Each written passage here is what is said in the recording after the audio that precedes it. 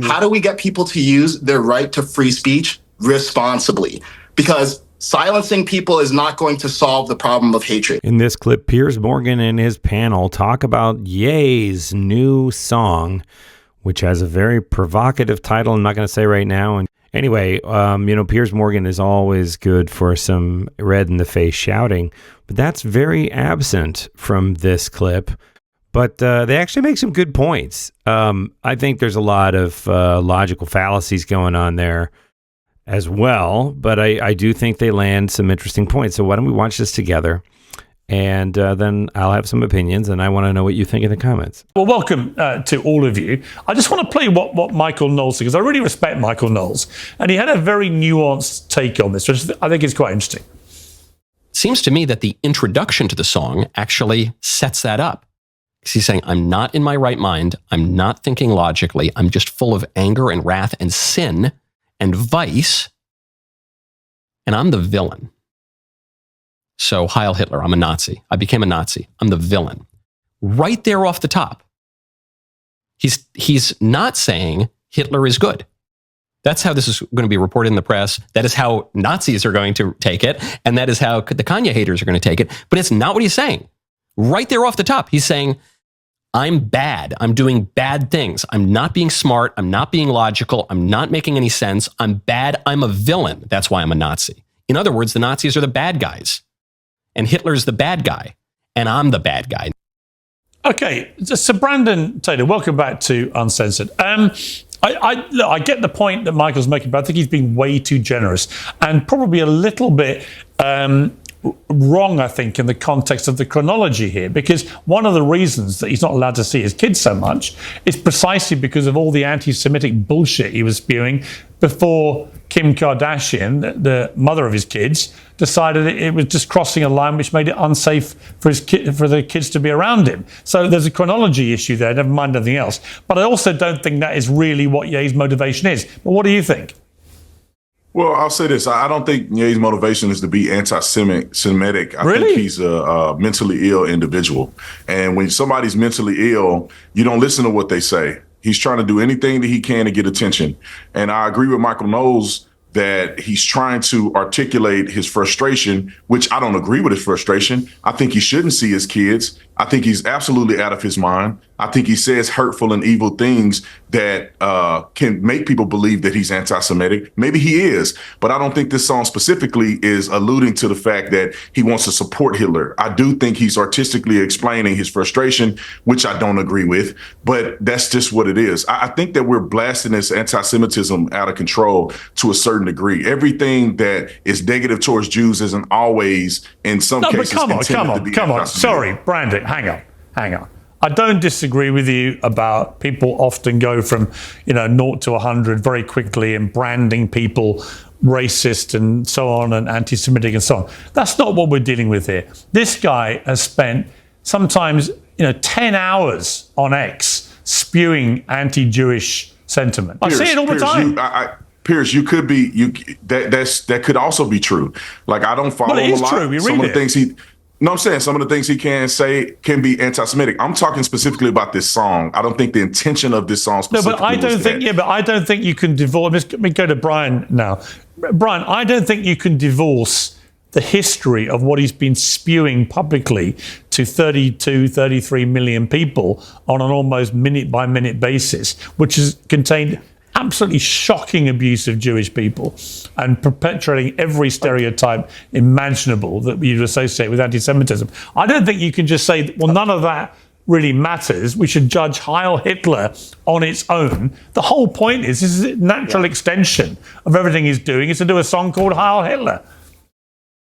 Right. I can't believe what I'm hearing, Piers, from Brandon, that somehow Heil Hitler in a song isn't anti-Semitic. By the way, this is the same guy who sold swastika t-shirts the week his album came out. Is he mentally disturbed? Yes. I totally disagree with Michael Knowles. Just because somebody thinks they're the villain or they're doing bad doesn't make it okay. And by the way, this is about money, okay? He gets in the news and he says ridiculous things, anti-Semitic or otherwise, to try to sell albums and be in the news. Yes, is he mentally ill? Sure, but here's what makes him even more dangerous. He has one of the biggest platforms on the planet millions of followers. When he says anti-Semitic things, and that's exactly what they are, it's dangerous because everyday people that are cult followers that follow him will start to buy into it. I had a conversation with a friend of mine who happens to be African American a few weeks ago. He has become anti-Semitic because he's a huge Kanye West fan. Now, I'm talking with him, I'm trying to work with him, but because some people in society are huge Kanye West fans,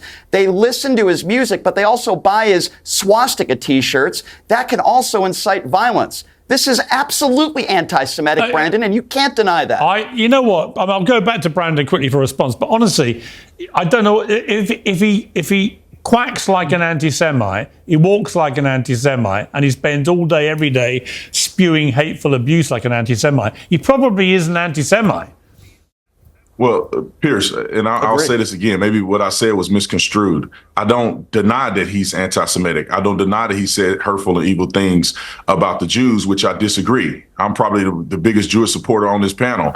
But what I'm saying is that when you look at the song, I'm articulating clearly that I don't think that was his intent initially by saying Hail Hitler. He did have an articulable point of why he was upset. He was comparing himself to Hitler. I don't think it's a direct connection, but I do think it's wrong. I do think it's dumb. I do think it's stupid to make a song like that. That's like saying that you're going to make a song to prove a point, helping, the thing supporting a pedophile. Right, I'm going to bring at some point you're not going to get your point across. Okay, I'm going to bring Kyle. Well, I mean, and that kind of goes back to what Michael Knowles was talking about in the beginning, is that he's like, oh, he's saying I'm the bad guy. So, Heil Hitler, but I'm the bad guy. It's not in praise of Hitler.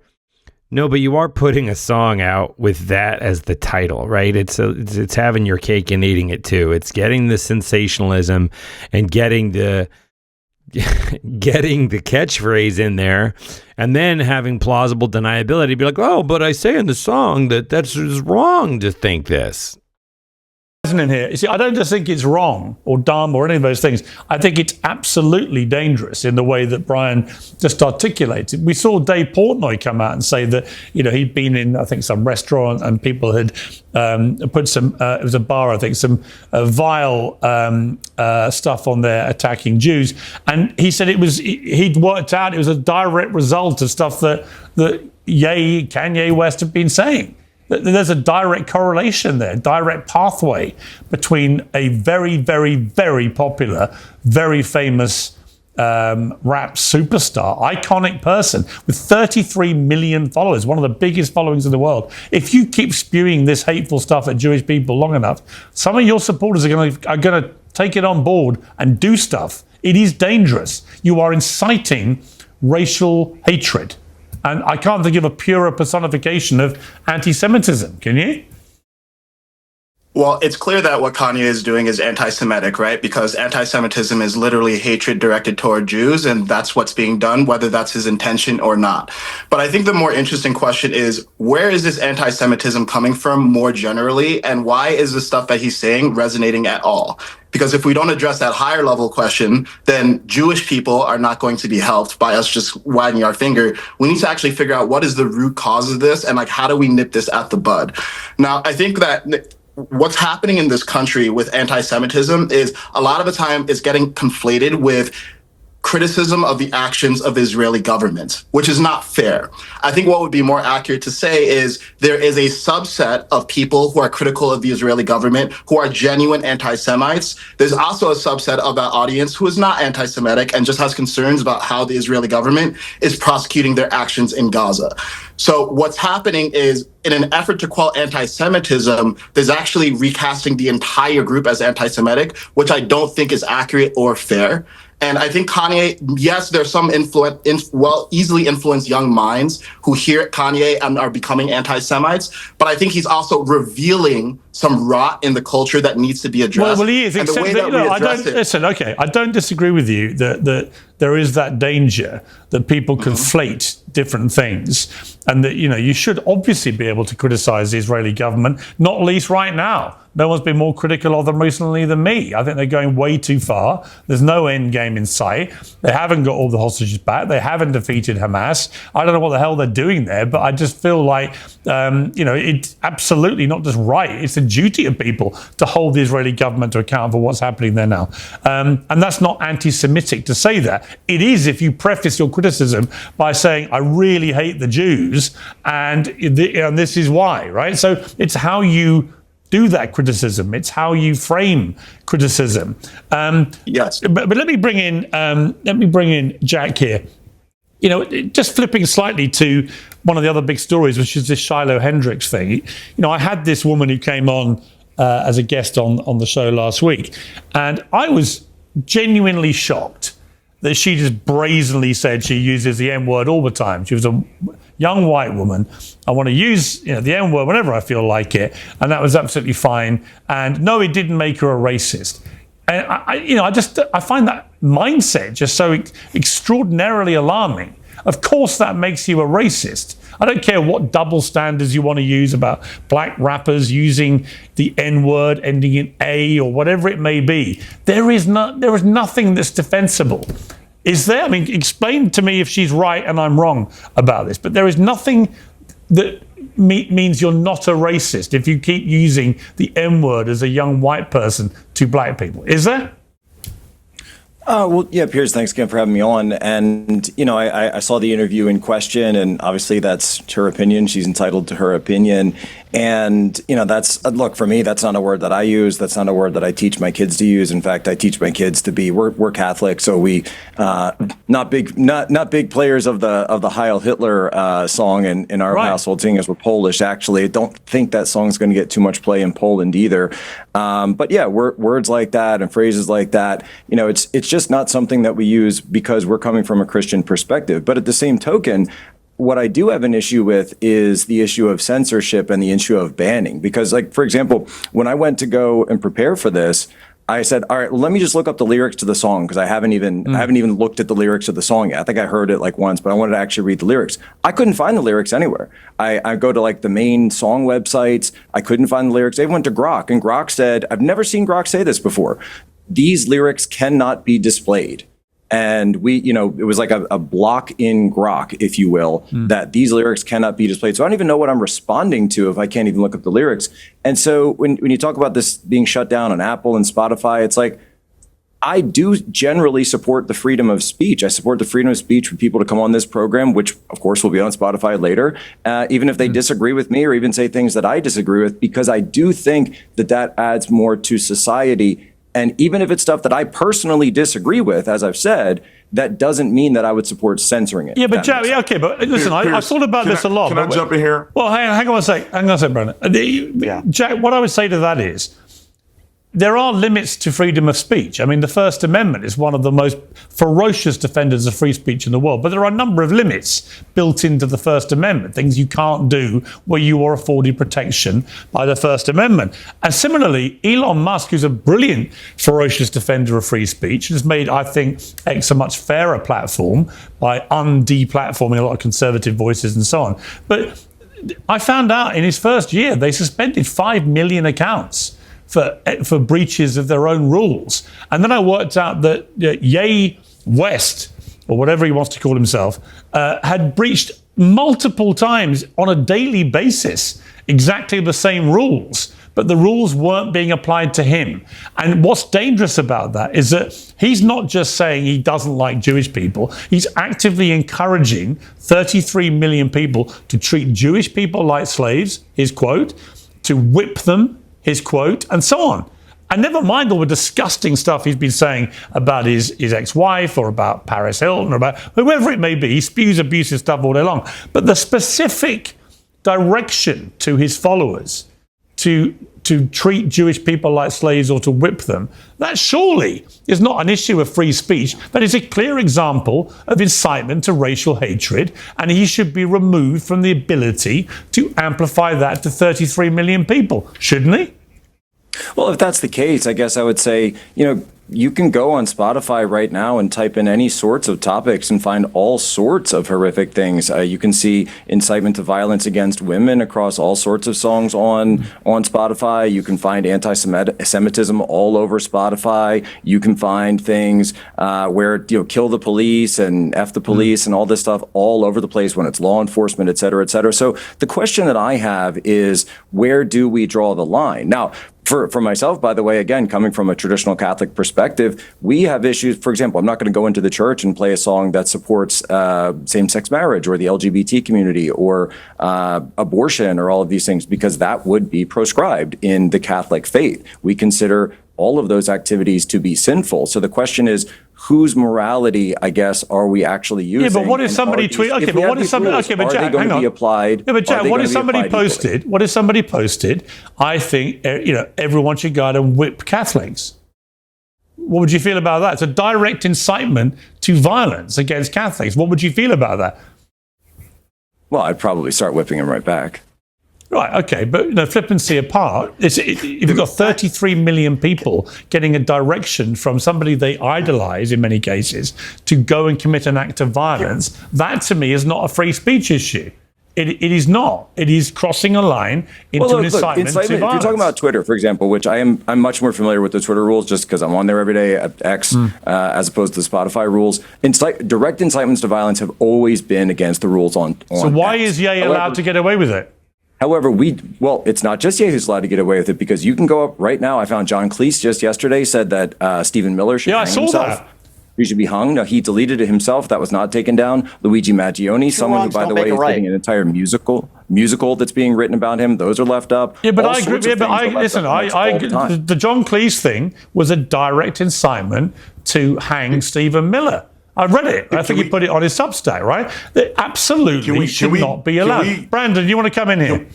Yeah, just real quick. Can we differentiate between a private platform and a person's freedom to speak? Yes. Because a private platform can have whatever rules they want to have. And I think that if Kanye West violates, which I think he has plenty of times, the private platform has a right to kick them off. However, in your own public life or whatever you want to say in your own, the privacy of your own home you can say whatever you want to say. It's a free country. Let me just point real quick. I find it very ridiculous to a certain degree. I think Kanye, if he's violating the rules of engagement, he should be kicked off. But why do they let so many rappers and drill music, thugs, talking about murdering other black people every single day? They talk about selling drugs in the community.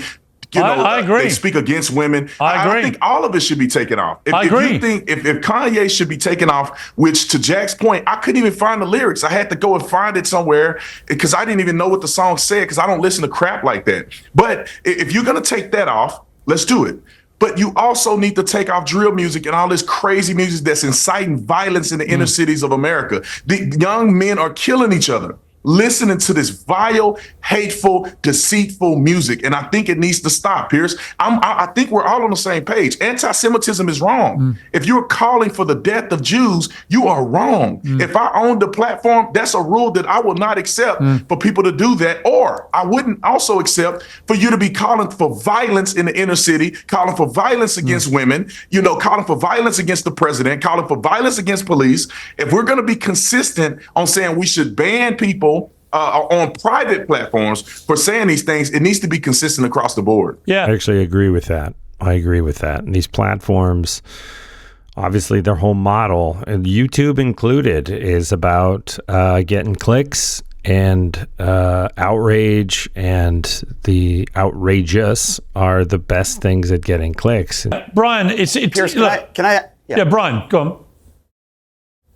I was just going to say, why is it that so many MAGA Republicans like Jack seem to struggle with what freedom of speech actually is? If I want to go on a public sidewalk, which I never would, and say I hate white people or I hate black people, I would never do that. But the government can't get involved there. But private businesses, as Brandon said, I agree with him, private businesses have the right to do what they want for the most part. And if they want to take Kanye West off a platform, they have the right to do that. And your response to it is, well, I'll go right back at them. No, that's not the way it should be, and that's not the way it works. Businesses and private businesses have the right to take people off their platforms, just like if you wore a swastika shirt into a restaurant, the owner would have the right to say, I don't want to provide service to you. Why is it people like Jack always struggle with what censorship and freedom of speech is. They're very, very different, and private businesses have the right to do that, Jack. I love that it's the liberal who's speaking up on behalf of big business. Will someone please think of the billionaires? Will someone please think of the corporations? Who's going to help the corporations? These MAGA Republicans just consider their interests. Jack, what I'm talking about here is the idea of a Bill of Rights online, an online or digital Bill of Rights, which is something that I've championed for absolute years regarding viewpoint discrimination, because I believe that the internet has become the new public square. And because it's become the new public square, yes, I obviously agree and acknowledge that it is not illegal for, and nor have I said that it's illegal for Spotify or anyone to censor. What I'm arguing is you said that, Jack. There should be a digital Bill of Rights. Okay, so Jack, let me just correct you. First of all, just because somebody disagrees with you doesn't mean they're a liberal. I'm a registered independent who did not vote for Barack Obama, and I did not vote for Hillary Clinton. So you guys, every time somebody disagrees with you, you want to lay... I'm anti-Trump. I'm anti-Trump, but I did not vote for Hillary, and I'm a registered independent. Pierce, this is my issue with people like Jack. When they disagree with him, he automatically goes to, oh, you're a liberal. By the way, Jack is the guy that blocked me on Twitter for doing the same stuff that I'm doing on this show. I didn't swear at him. I didn't threaten him. He's the guy who wants to talk about censorship, but yet he blocks people on Twitter who disagree with him. Jack, I'm a registered independent. I disagree with you. Your go-to point is always to attack people for being far lefties or liberals. Freedom of speech is very different than a private business taking somebody off their platform, whether you like it or not. That opinion has... Freedom of speech is not... You're conflating things now. Freedom of speech is different than just the First Amendment. No, I'm not. The First Amendment is constitutional law in the Bill of Rights. Freedom of speech is an ideal of the Enlightenment. So if we're going to take that ideal and enshrine it in law, as the founders intended to in the First Amendment, then the question is, how should that be applied throughout society? And do we have a new type of society now where freedom of speech extends beyond just Congress making laws? Jack, you can't do things that incite violence. You can't yell fire in a crowded theater. That was actually overturned. You can't say things that can... Okay, you can't say things that can incite violence, and if you do that, that could be against the law, and you could be liable for that. For example, if you go on social media... All right, let me bring in Kaiser. He's putting his hand up. Kaiser? Okay, so I think, first of all, we're having the discussion at the wrong level of resolution, because we keep on talking about whether free speech is allowed. And I think we all agree there's a degree of free speech that is always permissible. And there's also concerns about gray areas where someone isn't necessarily violating free speech principles, but they are being hateful. So just to be clear, some of the things that Kanye is saying are outright hateful, but they don't violate free speech. The thing that Shiloh said is outright hateful, but it doesn't violate free speech. So the real question is, how do we get people to use their right to free speech responsibly? Because silencing people is not going to solve the problem of hatred. It's not going to solve anti-Semitism. It's not going to solve anti-white hatred. It's not going to solve racism against Black people. So if we look at the Shiloh case, for instance, we should examine, well, why is this woman saying this kind of hateful thing to a little 5-year-old kid? And why are people rallying behind her? And I think it's because on both sides, we're seeing tribalism. We're seeing Black people hold Carmelo to a double standard where he gets protected because he's Black, even though he killed someone. On Shiloh's side, obviously what Shiloh did is not nearly as bad as murdering someone, but the same idea of a double standard is being applied. Yes. There's white people on Shiloh's side saying, well, Black people did this to us, so we're going to rally behind this. And both sides are rallying to the lowest common denominator. So rather than talking about what are people allowed to say, let's speak normatively about what should people be saying. Because I think Black people would agree that if it had been a white kid who had killed a Black kid, they would not be sending him money. I think white people would agree if it had been a Black woman who called a little white kid a racial epithet, they would not be sending her money. So the real question is, how do we solve this racial animus and division and make both sides feel heard? Because I think what's going on is both sides are expressing pain.